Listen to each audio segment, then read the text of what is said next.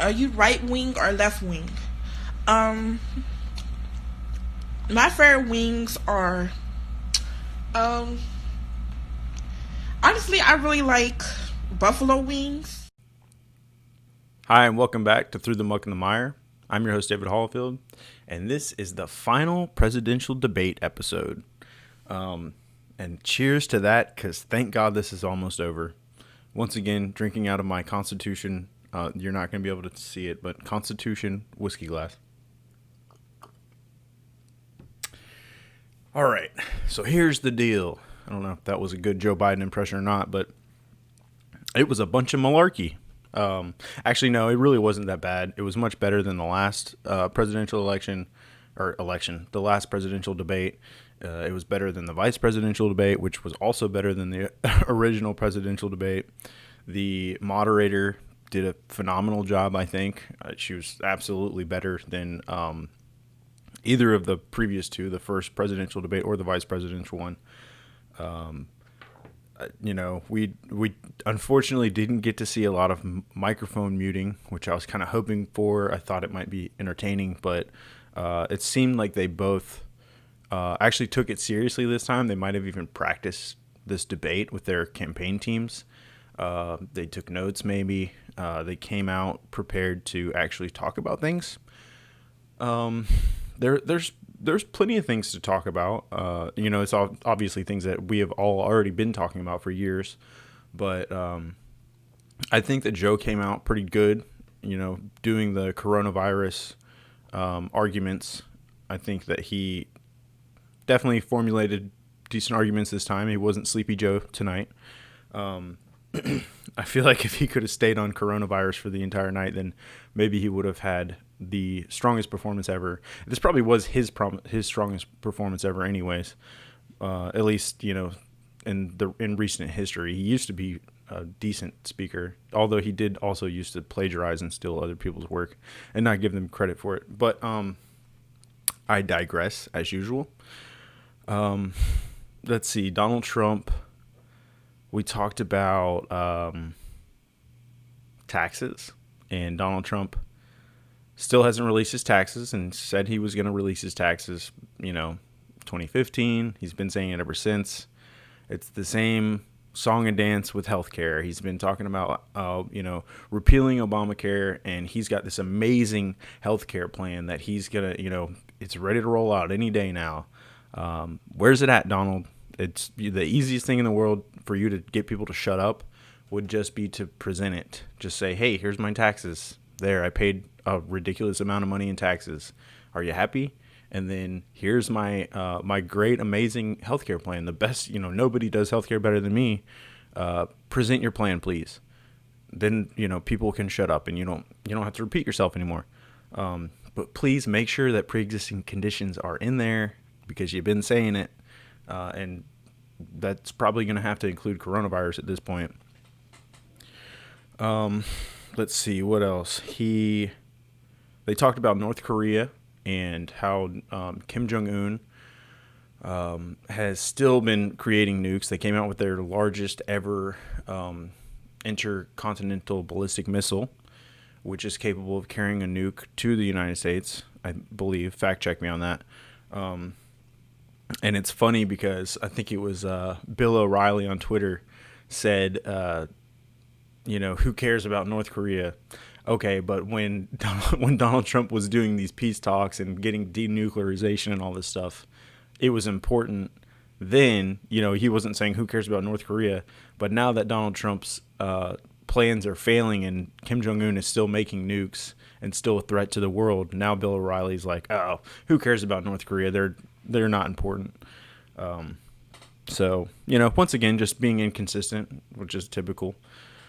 Let's see. All right. So I talk a little bit of crap about Donald Trump. Now I got to talk a little bit of crap about Joe Biden. He did, like I said, he started out pretty strong. I think he did pretty well throughout. I think Donald Trump was definitely a different debater this time. His character was a little bit better. Less interrupting than I thought he would do. He really didn't hammer Ukraine as much as I thought he would. which is interesting because there was like all these social media posts beforehand that were saying like, oh, he's bringing Hunter Biden's, old coworker or somebody involved with the email scandal as a special guest tonight. So, kind of anticipated a little bit more drama, literally treating this like it's, what's it called? Like a reality TV show, pretty much, waiting for the drama to happen. But, let's see. Joe Biden's criminal justice history was obviously brought up, as it should be, because, they asked him. She asked some great questions. She went in. She actually brought up Ukraine. She brought up the emails. She brought up Joe Biden's criminal justice history. She brought up the Obama administration's immigration history, which Donald Trump kept saying, point to Donald Trump for. He said, why don't you ask him? Just ask him. I want you to just go ahead and ask him. Who built the cages? Who built the cages? So I anticipate who built the cages being a trending hashtag tomorrow, if it's not already. And also, thanks, Biden. I'm going to go ahead and claim that one. I'm coining that phrase, thanks, Biden, because Donald Trump said, I ran because of you. And I think that is like one of the biggest burns ever, because anybody that hates Donald Trump right now has Joe Biden and Barack Obama to thank, because Donald Trump ran because of them. Let's see. So yeah, Joe Biden's criminal justice history. I've worn this one out. I'm sure people are tired of hearing me talk about Joe Biden's criminal justice history, but it was in the debate, so it's fair topic.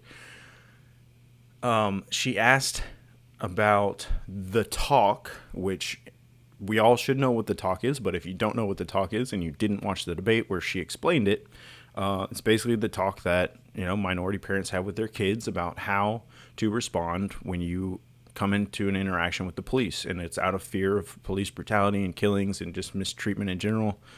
Joe Biden should know what that talk is, and at this point should be very empathetic to it, because he helped bolster up the system of this police state and the war on drugs that created, well, it didn't create the need for the talk. Let me not be disingenuous. I call other people out for that.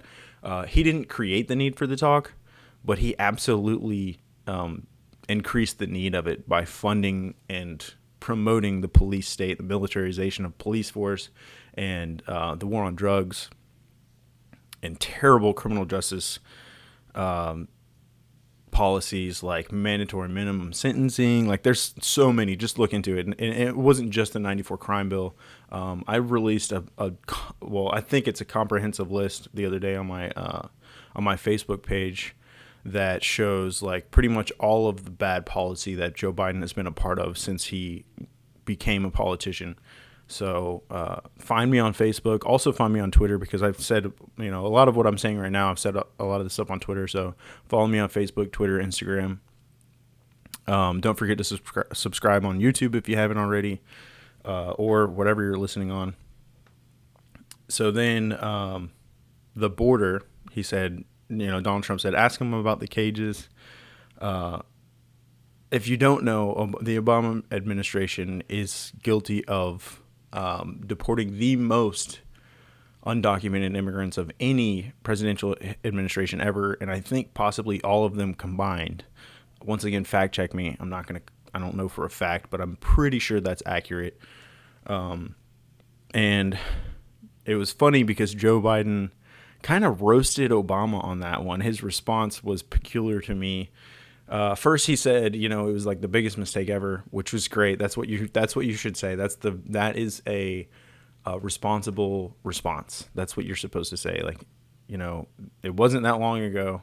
So he's not saying like, oh, well, that was so long ago, whatever. He just said, yeah, it was a mistake. It's like one of the biggest mistakes we made. It took too long to correct it.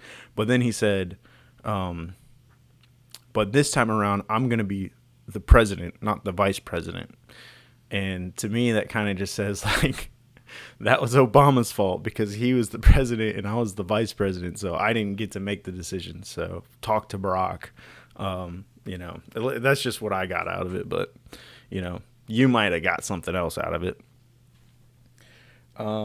Let's see. What else was there?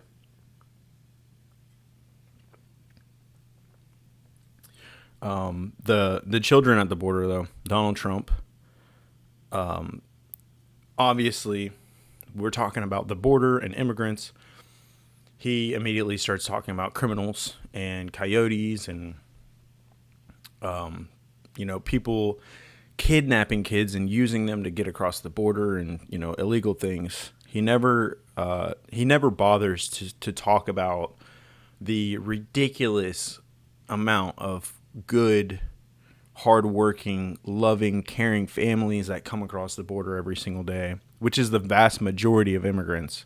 And that kind of rhetoric is why a lot of people hate Donald Trump. A lot of minority people especially hate Donald Trump because of that type of rhetoric. He's quick to talk about the negatives and very slow to seldom ever talking about positives of the Hispanic community, the Black community, But that brings me on to my next point about the Abraham Lincoln thing. So Donald Trump has said that he is basically the best thing that happened to Black America since Abraham Lincoln. And I haven't seen anybody refute it, people call him a racist, and there's plenty of things that he's done racist, but and I risk looking like an idiot or looking ignorant right here, but like if we take our emotions out of it and don't just focus on the rhetoric, we can acknowledge that the rhetoric over here is hateful and divisive and terrible, and it brings out the worst in people. But let's also look at the policy over here and see what the policy has done for the minority community. And he lists all these things like opportunity zones, criminal justice reform, prison reform, the unemployment rates, the largest contribution to historically Black colleges and universities. Police reform, like just in June. He's been responsive to a lot of things, and he doesn't ever get credit for it. And this is not me, I always have to make this this qualification or whatever if I ever say anything that's not that. If I don't say I hate Donald Trump, then I have to come out and say I'm not supporting Donald Trump, because the left just gets pissed and just all of a sudden I'm a Trump supporter because I'm not just shitting all over everything he does. But anyways, essentially it seems to me like he absolutely did more for minority people than Obama and Biden. Absolutely, especially Biden if you take into account Biden's entire history. But Donald Trump has been responsive to things like, the whole Black Lives Matter movement happened. Well, it's been happening for years, but this year, obviously, it's been amplified. And there's been a call to action for Congress and for local officials and everybody. And Donald Trump did take part in that and sign an executive order. And people can say, people will try to trash that too and say, like, it didn't do enough or it didn't do anything. But it was a response, and he didn't have to do it because it's an executive order, and he's filling the role of the legislator when he does that. That's really Congress's job, to write legislation. But Donald Trump did, what was in his power, and then when he signed it and he released it to the world, he said, I did what I could do right here, but this is Congress's job, which is true. Now, basically, you take the reins and finish it and do what you need to do. So I have to give him credit where credit's due there. But if anybody could, in the comment section or on any of my social media pages, tell me what president in modern history, policy-wise, we're not talking about rhetoric. I've already acknowledged the fact that Donald Trump's rhetoric is trash and it's divisive and hateful. Policy-wise, what president in modern history has done more actual policies that have been beneficial to Black communities more so than Donald Trump? It's a challenge. I want somebody to do it. And I hope you prove me wrong. I really do, because I hate Donald Trump, but I haven't seen anybody do it yet, is basically my point.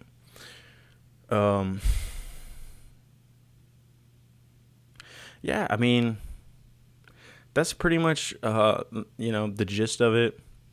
I think that they both performed well. Nobody is going to change their mind based on this debate. A lot of the countries already actually voted, which is kind of ironic because we voted before all of the debates happened, which kind of also shows you that people have their minds made up already. They don't care. A lot of people don't even realize that there are third-party options. Even beyond the Libertarian ticket, there are other third-party options who were, unfairly kept off of ballots. The Libertarian Party, luckily, got on the ballot in all 50 states, but the Green Party wasn't so lucky. And the Green Party probably represents a lot of you liberals more so than the Democratic Party has of recently. They probably represent your values more than Joe Biden, especially if you're like far left, because Joe Biden's kind of a conservative Democrat.